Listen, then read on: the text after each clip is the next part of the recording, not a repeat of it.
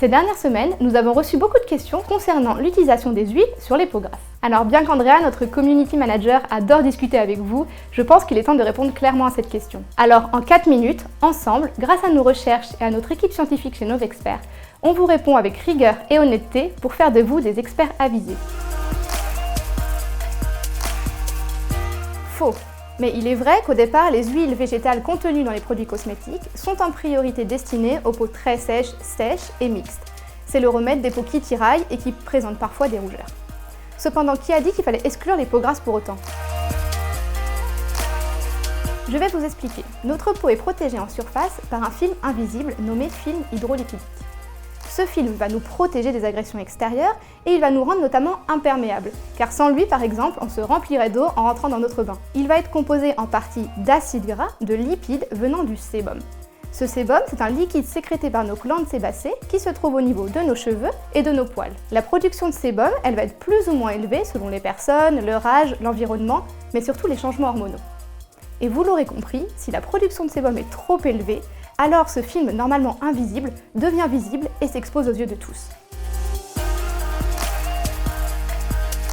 Vrai. Alors imaginez, votre peau est comme cette petite plante dont il faut s'occuper. Si les conditions extérieures sont favorables, la plante est bien hydratée, vous n'allez pas l'arroser. Cependant, si les conditions extérieures sont défavorables, le temps est très sec, il y a beaucoup de vent, alors cette fois-ci, vous allez l'arroser. Il en est de même pour votre peau, c'est-à-dire, si l'apport en lipides est optimal, votre peau n'est pas agressée, tous les signaux sont au vert et les glandes sébacées vont produire du sébum normalement. Cependant, si vous vous lavez trop souvent le visage ou avec des produits trop agressifs, alors le film hydrolipidique est abîmé, déséquilibré, la peau se sent agressée, les signaux passent au rouge et les glandes sébacées vont produire localement beaucoup plus de sébum. Et là, vous obtiendrez l'effet inverse de ce que vous recherchiez avec un film gras en surface. C'est ce qu'on appelle la séborrhée réactionnelle. Vous l'aurez compris, les huiles ne sont pas réservées aux peaux sèches. Les peaux grasses aussi peuvent les utiliser. Un apport optimal en lipides est essentiel pour éviter ce qu'on appelle la séborrhée réactionnelle. Attention, toutes les huiles ne se valent pas.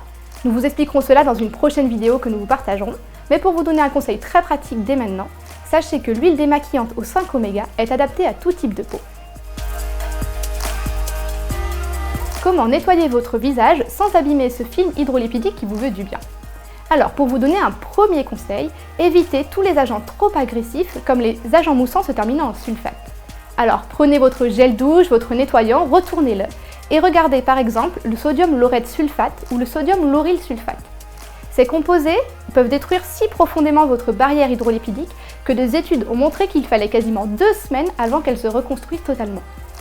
C'est pourquoi chez Novexpert, nous avons fait le choix de formuler toutes nos gammes sans les inclure. On espère que cette vidéo vous a été utile, en tout cas n'hésitez pas à nous laisser vos questions en commentaire, on sera ravis d'y répondre et de prolonger le débat avec vous. À très bientôt.